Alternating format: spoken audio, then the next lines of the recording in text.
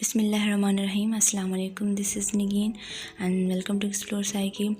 In this lecture, we are going to start the lecture on the topic social psychology, in which we will be discussing on the definition of psychology, difference between social psychology and sociology, और कौन कौन से topics हैं जो कि social psychology cover करती है, and the most important concept and theory in the social psychology, which is named as the social identity theory. So let's begin.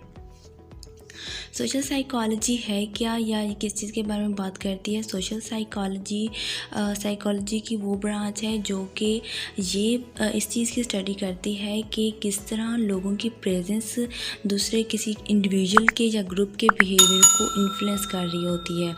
इस चीज़ पे सोशल साइकोलॉजी वर्क कर रही होती है, क्योंकि सोशल साइकोलॉजी का मेन क्वेश्चन जो है जिस पे ये वो स्टडी करती है वो यही है कि किस तरह लोगों की परसेप्शन, उनके बिहेवियर्स और उनके एक्शंस इन्वायरमेंटल फैक्टर्स की वजह से चेंज हो रहे होते हैं, या how do individual alter their thoughts and decision based on social interaction. यानी कि सोशल इंटरेक्शन में लोगों के बिहेवियर्स किस तरह ऑल्टर हो रहे होते हैं।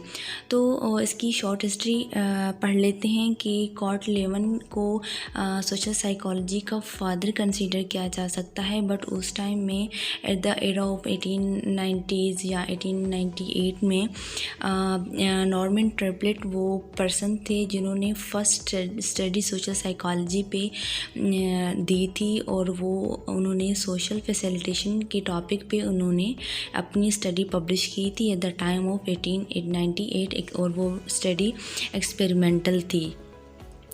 उसके बाद हम देखते हैं कि सोशल साइकोलॉजी और सोशियोलॉजी में क्या डिफरेंस है, क्योंकि इन दोनों डोमेन्स में को बहुत ज़्यादा कंफ्यूज किया जाता है कि सोशल साइकोलॉजी और सोशियोलॉजी को एक ही टर्म में लिया जाता है, but there is a small difference कि सोशल साइकोलॉजिस्ट हैं वो एक ग्रुप में जो इंडिविजुअल्स होते हैं उनको स्टडी करते हैं या उनके बिहेवियर को स्टडी करते हैं, but the sociologist study only group of people, like उनमें आपकी नफ्सियात या आपके साइकोलॉजी या इस तरह की टर्म इन्वॉल्व नहीं होती हैं।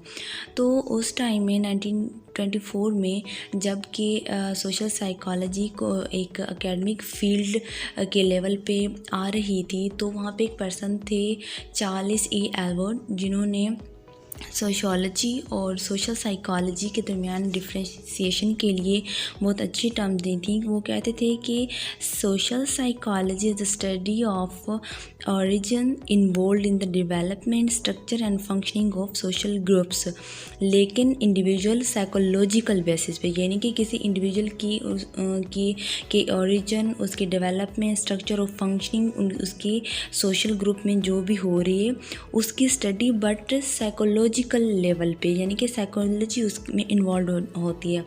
लेकिन सोशियोलॉजी में जस्ट ये एक साइंस है और उसमें ग्रुप्स की ऑरिजिन, डेवलपमेंट और स्ट्रक्चर और जो फंक्शनिंग हो रही होती है उस पे बात करती है। तो सोशल साइकोलॉजी में मेन चीज़ यही है कि इसमें आपकी साइकोलॉजी इन्वॉल्व होती है। उसके बाद किन किन टॉपिक्स को या किन किन फील्ड्स को सोशल साइकोलॉजी कवर करती है या किन चीज़ों को आंसर करती है। It's talk about the leadership, aggression, prejudice, non verbal behaviour, social perception and group behaviour. तो लीडरशिप में आपकी क्या क्या चीज़ें आ जाती हैं कि लीडरशिप में ये बताना होता है what personality traits define a leader, कि जो ग्रुप बनाया गया है उसमें जो लीडर है उसकी कौन कौन सी कैरेक्टरिस्टिक होनी चाहिए। After that the aggression, like what triggers habitual aggression behaviour, कि एग्रेसिव बिहेवियर को कौन सी चीज़ें हैं इन्वायरमेंट में या सोसाइटी में जो एग्रेशन को ट्रिगर कर रही हैं। The next one is prejudice, what are the causes of putting prejudice against member of different social groups, कि अपने से अपोजिट ग्रुप्स की तरफ प्रेजुडिस या स्टीरियोटाइप्स जैसी थॉट्स डालने के लिए कौन सी चीज़ें हैं जो उस चीज़ को, प्रेजुडिस को या स्टीरियोटाइप्स को या डिस्क्रिमिनेशन को काज कर रही हैं। The other one is non verbal behaviour. Non verbal behaviour पे भी सोशल साइकोलॉजी बात करती है कि किस तरह हमारे नॉन वर्बल व्यूज डेवलप होते हैं और उनको इंटरप्रेट किया जाता है, like how non verbal cues are developed and interpreted and what emotion non verbal gesture communicate. इनके जो हम गेस्चर्स या हम क्यूज़ जो भी यूज़ कर रहे होते हैं नॉन वर्बल कम्युनिकेशन में, तो वो हमारे कौन से इमोशंस को कम्युनिकेट कर रहे होते हैं या ट्रांसफ़र कर रहे होते हैं। The other topic which is mainly talked about in the social psychology, that one is social perception, how self perception is shaped by environmental factor।